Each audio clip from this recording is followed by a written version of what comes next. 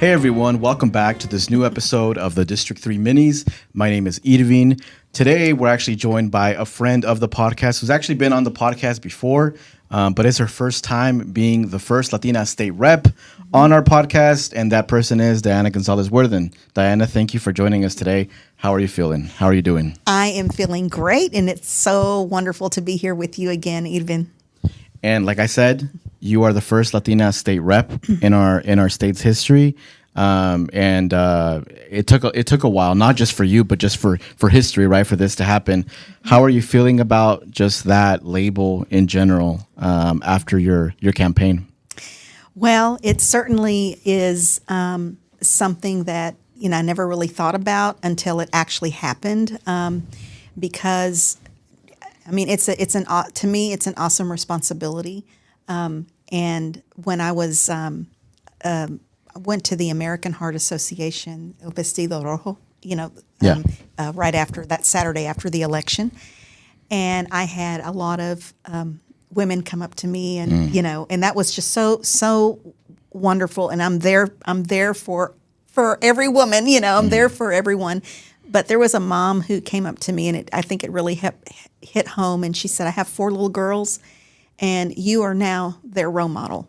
I want them to know that they can do this too, And so it was, when she said that, it's like it takes it to another level. And I definitely, want to be that role model. I'm going to make mistakes, but we learn from our mistakes. It's the first time that I'm doing this. I'll get better, as we go along. But if I can help inspire young women, young girls, and others, I've also had some women who they came up to me and they said, I've been thinking about running. Now I want to run.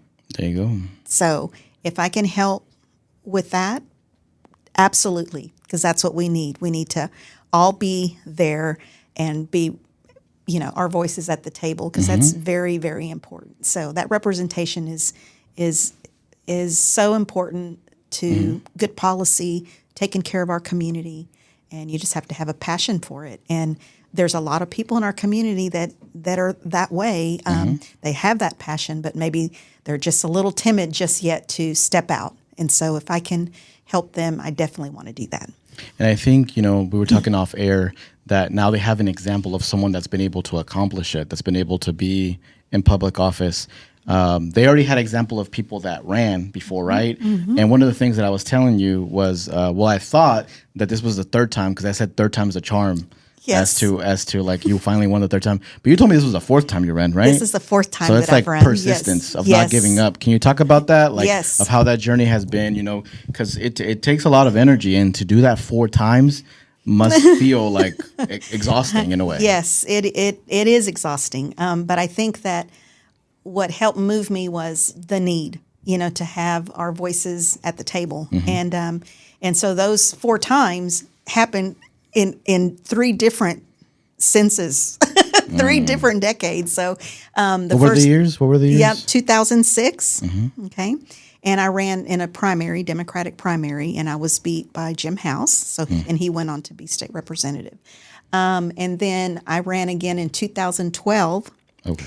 And I lost to John Woods, who now we know where he is. Okay, but lost to John Woods, and then by that you mean jail, I think. Yes, but prison. Yes, I was the better candidate. Okay. So anyway, but then we had the 2020 census, and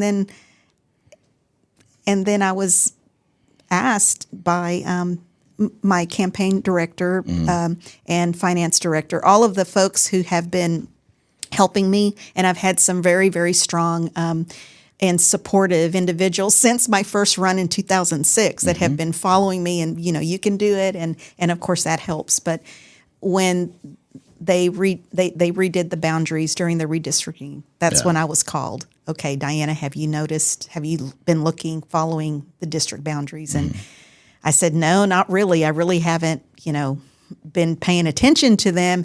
Well, it looks like if they go the way they're, what they're considering, we think that you're in the new district, And so I said, really? So my husband and I looked at the examples. And yes, absolutely. Are the district lines right behind you? Yes, I'm very much on the edge. I live. You're right behind me. Yeah, I live Yeah. right behind you. We're neighbors, and so the edge of the district is Sonora Road. Okay. Yeah, and so that's like that loops around. So that's the edge. And it's a minority majority district, right? Yes, it's the first. It's the first Latino majority district. We do have minority majority districts, African American districts That's true. in That's true. Arkansas, but this is the first Latino majority district. With a good amount of Marshallese Yes, folks as well. Yes, absolutely. Here, those are the two populations that are ethnically, diverse with with language diversity as well. So that's in Springdale. But so I thought about it. Well, if this is it, so now they draw the district boundaries and then I had to decide, okay, am I going to do this? And so part of me had always said, kind of the third time is a charm, or 3 strikes you're out. And I thought, okay, I'm going to try this one more time, and if it doesn't happen, then that'll be it, because it does take a lot, as you know, you're a former candidate, a lot of work. And not only that, but, there's a lot that your family has to, there's some sacrifice there as well, with family. They have to understand you may not be here for this and that, or you're going to be over here doing an interview, or you're going to be over here attending an event, or you need to go speak or whatever. And so there's just a lot of time away from home. And so, so you have to, consider that as well. And so I decided, okay, talked to my family. They said, this is something you've been wanting to do now for a while. Go ahead, go for it. We support you. And so I did. I got my campaign manager and helped me with finance as well. And then just got people that had helped me in the past. Of course, they came on board and said, whatever we can do. And that was wonderful. And so having run now, this is the third time during, 2022 election, I felt that I really knew, okay, we've done this. This is the third time. We know more, and we're, this should come to pass, okay? And so we really thought we had it. We had it won, and based on all the doors we knocked, based on all of the identified supporters that we had, and then now we're at the watch party, and those always make me nervous. Yes. Watch parties, even if I know someone's gonna win, I'm always nervous of going to them. I've gone to one of yours. This time around, I went to bed early. I was like, I'm hoping that you win, but then I was also concerned with national politics. Yes. So I was like, I think I'm just gonna go to bed. Yes. So we ended up going to bed early. Yes. But then I was in bed already, and I was like, then I saw that you won, and I'm like, I told Myra, I was like, she won. And I was like all happy, and I made a post right away and stuff like that on social media. But how did you feel that moment when you learned? I think it was a call, right? You got a call from Bobby. Yes, I got a call from Bobby. But now 2 years before that, this was 2024, but 2022, we thought we had it won and lost by 109 votes. That was the third time, and so. Even, then I had to decide, okay, is this, do I do this again? And because it was so close and I had a lot of support, we couldn't figure out what happened. And so we went in and we studied the data and realized that a lot of people, mostly Latinos, were new to the voting process, and many of them didn't make it to the polls. So 377 to be exact, identified supporters, majority Latino supporters, did not go vote. So what I wanted to do was find out what happened. And so that's what I did. Those were my first doors that I knocked. And I learned that they didn't know where to go vote. They didn't know how to vote. They just didn't really know the process. And of course, all the ballots are in English, so we had information in both languages, but still, so we tried to. So then it was decision, okay, this was so close, we're going to do it again. And so what we learned, we tried to close those gaps in what we did previously, and then it paid off, So I mean, we were driving people to the polls. We started calling, phone banking. We filed in November. We started phone banking in November. So I mean, everything was just much, much earlier. It definitely felt like different on election day than it did your last campaign night, because I was canvassing for you, which like the night of this election, and when I was knocking on doors, the majority of the people that I was speaking to, they were like, "We already went," or "We've already gone to vote," or "We're actually about to go to vote right now." So it was cool to see people. Like, I saw families, like, as I was knocking on their door, they were like, "Oh, we're actually leaving," and everybody was already getting ready in the house to go, and it was like 6 p.m. or 5 p.m. Wow. So it felt a little different. I was like, people seem to be more on top of it this time. Yes. Than last time. Yes. I didn't see that. I didn't see the urgency last time. Right, exactly. And so when I was going and knocking doors, some people, felicidades. Sí, no, I didn't. No, I didn't. And so, they really thought that I had one. So, but there was just a lot to do. And so, yes, we really tried to go back to our supporters and let them know we really need your help. And so we made lots of phone calls. We went, I saw a lot of my constituents twice, knock their doors twice from November to November, so that's what it took. And of course I had lots of help from, different, young Democrats and just friends, people who. I saw a bunch of signs in my neighborhood for you. Oh my From gosh. people I've never seen have political signs before. I was like, oh. Yes. I was like, I've never seen a sign. Like, I told you there was someone in my neighborhood who was like a veteran who I never see have any political signs, and he had your sign up. Yes. And I'm still waiting for the day for him to be outside so I can be like, hey, I know Diana too. But he hasn't came out yet. I haven't seen him in a minute. But January 13th is the swearing in for you. Yes. How are you feeling about that, since we're just a few days from that? Oh, exciting. And I'm very excited. It's an exciting time. We'll be sworn in together at noon on that day, and then there'll be pictures with family. And so we've been encouraged to let our, family and others know that if they want to be able to see it, they'll have to arrive very early, like 9 o'clock early, because it's first come, first serve. And you said there's going to be a second room for people? There's going to be, they have another room that's going to be kind of overflow, and it'll be live streamed in that room. But then after all of that, then you can, have pictures made and, see everybody. But Okie dokie. It's going to be a very busy a very busy ceremonial day, because it's the first day of the Arkansas's 95th Assembly. Yeah. Okie dokie.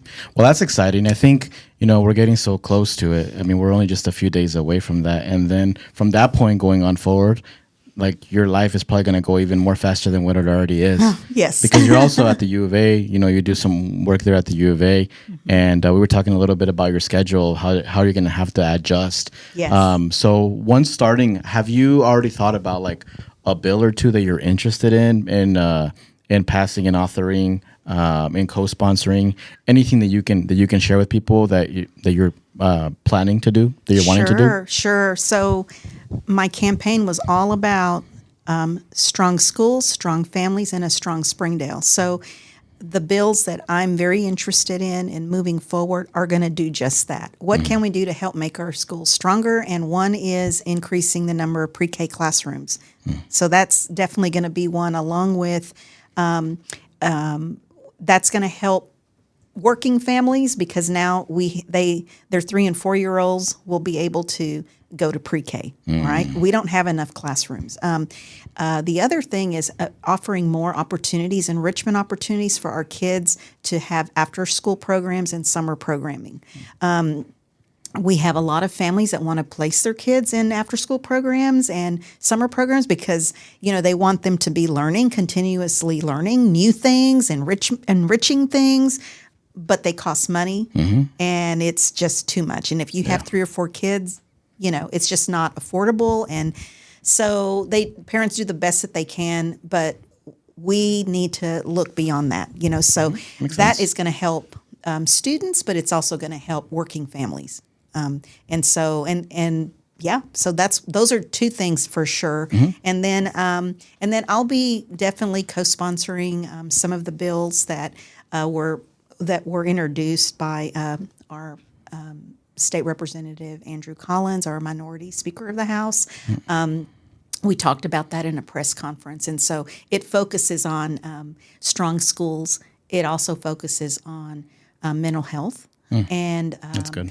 democracy, and also maternal health, because Arkansas ranks at the bottom in maternal health, and there's a lot of things that we can do, to help advance that. So, so the things that I'm interested in are those things. What's going to help our families? What's going to help moms? What's going to help our kids? We want all of them to be to have those same opportunities so that we can produce that workforce, the next workforce, the future generation, our future leaders. And so that's looking at Arkansas, looking at it from the future, and the future is our kids, our children. So one of the things that I thought was very interesting during your campaign is that, and you can tell me why you thought it was important to talk about this, you kept on mentioning access to dental care. Why was that important for you to be so vocal about that? What was the connection with that for you?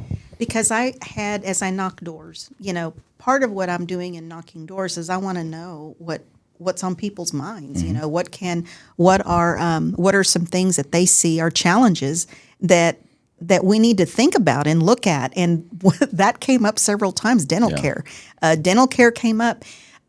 So when you don't have insurance, okay, then what ends up happening is that if you have a tooth that needs work, then without insurance, the only thing a dentist will do is extract it. Okay, so if you're having a tooth that's extracted, and let's say it's kind of near the front of your mouth, and you're 25 years old, and you're going to look for a job, there's a lot of repercussions in that, who's gonna, the first glance, at a person, they come in with a missing tooth or teeth, and People are judgmental. That's right, even though they may not want to be, but they are, and so that happens naturally, and so we need to take care of the dental care, and that's wild too, because it's kind of like. When they get extracted, sometimes there's other options if you have insurance, right, to be able to take care of that tooth. But then once it's extracted, it's gone forever. That's right. And then it's more work to try to do something about it later. I mean, it makes it even that much more difficult. The other thing too, which I've learned, is that since that time, is that the reimbursements that go to the dentists, from Medicaid, they haven't changed in probably 13 years. It's the same amount. With our cost of living, it's increased. Well, so have their expenses. Okay, and so we're kind of at a crossroads right now related to Medicaid care when it comes to dental care, because there's a lot of dentists that they just don't make enough to be able to get that reimbursement. It's not covering the cost, and so I think we're going to have a crisis on our hands if we don't. If we have a bunch of dentists, statewide, that say, you know what, I can't serve people with Medicaid, because our reimbursement is just not high enough to cover the cost. Oh wow. Yeah, so that's an issue, and so so dental care came up, and even with people with dental insurance, the cost for them was still really, really high. And so it's costly. So what can we do? What can we do to help remedy that? So what are some of the other things you heard when you were talking to people, when you're knocking on doors? Biggest issues, concerns, and stuff. Well, definitely affordable health care. Overall, we have teacher shortages in certain areas. One that's humongous is special education, and so now you couple that with special education teachers who are also bilingual or multilingual. That's even less, okay? And so in districts like Springdale, but there's other districts across the state, they're facing the same thing. So we don't have enough special ed teachers. We don't have enough bilingual teachers or multilingual teachers to help so that students, we need that balance of kids matching the demographics of the teachers, and we already know from research that if teachers understand that cultural piece, that the background piece of the students, then more than likely they're going to be able to connect with the students at a higher level and with their parents, and they'll have that really awesome parental engagement piece. It all kind of goes together, So we just need to do more work, in that area as well. So. And then I already mentioned the pre-K, and then I mentioned the after-school summer programming. Those are all very critical. Other things that have come up have been paying our paraprofessionals more money per hour because they make just so little. And we know that they make anywhere from $17,000 to $22,000 a year. Now, some may make a little bit more depending on how many years they've been paraprofessional. These are like teacher's assistants or that help the teacher. And so, to me as an educator, it doesn't make sense. The person that is helping your child, one-on-one, and maybe it is because that person's bilingual, okay, and they're helping, but that person makes same $17,000 a year, to do that. And so let's look at maybe increasing that amount, and then also finding opportunities if that teacher's assistant wants to become a teacher, finding more opportunities to help increase our teachers, because we do have a teacher shortage in Arkansas, not only with specific content areas, but across the board. Okay. Now for more lighter topics, I wanted to ask you, you're going to be driving a lot back and forth from Northwest Arkansas to Little Rock. Yes. That's like a 3-hour drive. Yes. What do you do in between? Like, what do you listen to? Do you listen to podcasts, or do you listen to music, or are you kind of the person that likes to call people when you're driving? Well, I do a little of both. Yeah. Well, I am able to get some work done, on the phone, and so that helps because I've got 3 hours. I also like to listen to relaxing music. So, I'll put on Pandora. But then when I'm thinking about home, Vicente Fernandez comes on, so I'll listen to Vicente. I'll listen to, classical study music, and so I like to do that. But I think I will. My daughter is really trying to push me into listening to certain podcasts, my daughter Laura, and so she is. So I'm going to be getting a list of podcasts from her that she recommends for me to look into. So I think all of the above. Sometimes I just want to tune out, and not put anything on, but I do like listening. I like listening to music, and so. Yeah. And that list of podcasts, of course, we're going to have the District 3 podcast on yes. that list. Yes, of course. District 3. I know you'll be listening. For the people that are watching, make sure you subscribe on Spotify and Apple Podcasts. Random topic, but I wanted to talk about this on camera. You told me your sister was a pro wrestler. Mm-hmm. And her name is Linda Gonzales? Yes. And you were like, she wrestled in Madison Square Garden for the WWF. And I was like, I believed you, but a little part of me was like, Cap, let me look it up. And then I saw it on YouTube. She was wrestling in Madison Square Garden. Yes. Can you talk a little bit about your sister? Sure. And she retired early, right? Yes, she retired early due to an injury. Well, she had her collarbone broken. So that's that right there, just kind of ended her career. But my sister Linda she was an awesome athlete. She played basketball, volleyball. She ran track. And she was like athlete of the year, and in our high school, and just a really, really strong athlete. And so she went to we were all in band, so she ended up with a band scholarship at Blinn Junior College in Brenham, and wanted to get a degree in being an administrative assistant. However, she did go. However, she had this love of wrestling. And so my dad, we grew up with wrestling, so we saw. What part of Texas are you from? We're from Rockdale, Texas. Okay. Giddings and Rockdale, both of those are in central Texas, near Austin. Jose Lotario, Mil Máscaras, we were from that era. Okay. So that's who we watched on wrestling. And when wrestling came on, it was a family affair. Everyone was in the living room. But my dad and my sister Linda would wrestle on the floor. And so because she just loved it. And so even from a little girl, she loved it. So when she went to college, she did college, but she still had this, I want to be a wrestler.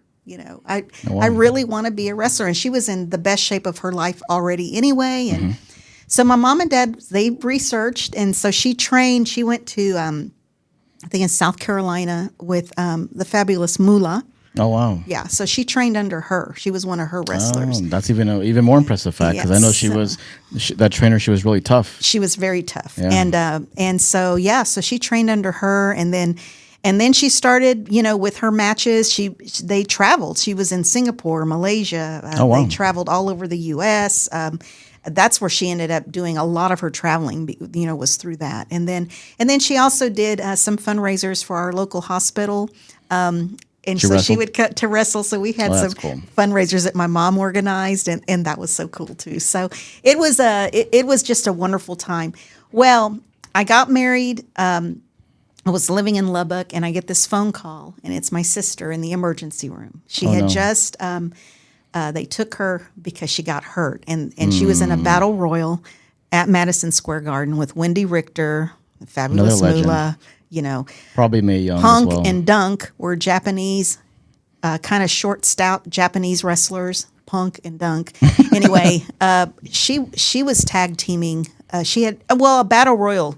Just everybody versus everybody, right? Yeah. Okay, so basically that's what ended up happening. They lifted her up and she was like, I'm done after that. Yeah, because you can still come back from that injury, right? But you can, but it was awful. And so after that, she just decided, That's good though, because it's like kind of like she already has that peak moment. Mm-hmm. If you wrestle in Madison Square Garden, that's peak. That's peak. You can't really. And then like for the at the time it was WWF. Back World in like Wrestling was it the Federation. 70s or 80s? That was late. Early 80s. Early 80s? Yeah, in the 80s. So that's peak. So it's like I think she's like, I'm good, like if she doesn't want to come back. Yeah. And she met Andre the Giant. Oh, wow. They could put hands. He says, my hand was just like this little compared to his. And she that's met cool. Hulk Hogan. All of because they were all fighting for the WWF. That was the time, the 80s. That's right, the 80s. So. And just one question that we ask all of our guests is, and I think we've asked you this before, about mental health. We like to ask our guests, what are you currently doing to take care of your mental health? Mm-hmm. And if you can please answer that for us. Sure. I didn't mention mental health earlier, but that was part of the affordable a little bit with the mental health. And so, yes. So for my mental health, I mainly focus on, spending time with my husband, sitting in our recliner, watching a movie, and just like zoning out just for quiet time. Otherwise, I'm the type that from the moment I get up until I can work. I have a very bad tendency. You go full force. I go full force, and Diana, have you taken a break? I don't have time for breaks. It's just working, and so that's me, how I work. And I need to focus on that too, So that, and then I love to walk. Okay, and then I do yoga. Okay. Probably not as often as I need to, but I do yoga at the Jones Center. And then I do like some of the group classes that are fast paced for aerobic and that involve kicking and punching. Okay. So yeah. I feel that. Well, thank you for mentioning that, and I'm just really excited for this tenure that you're going to have at the legislature, and just for you to be an example for other Latino kids in general. You can be Latino, or just immigrants in general that want to pursue a political office. Now they have an example of someone that has done it. And I know that you're the kind of person that will be there and advising people, and you're very approachable, where if someone has any questions, they can reach out to you. Yes. So just congratulations. And it's so well deserved. You've put a lot of work. You've helped me when I ran for office as well. And you're one of the people that was really, really supporting me when I ran for office, someone that didn't really know how this worked. So I appreciate you always supporting, and just not only me, but other people in the community. Thank you. So this is well deserved. Thank and I'm you just so much. excited to see what you do. And I know that you're very open where we can reach out to you in case we have any suggestions Yes. of any kind Yes. of bills or any way that we want you to like advocate for us. Yes. And you're my state rep, so like That's right. I'm blessed That's to say right. that I have a Latina state rep. Not many people can say that Thank in you. Arkansas, you know. So Yes. for me, it's a flex. But thank you once again for being on this D3 mini with us.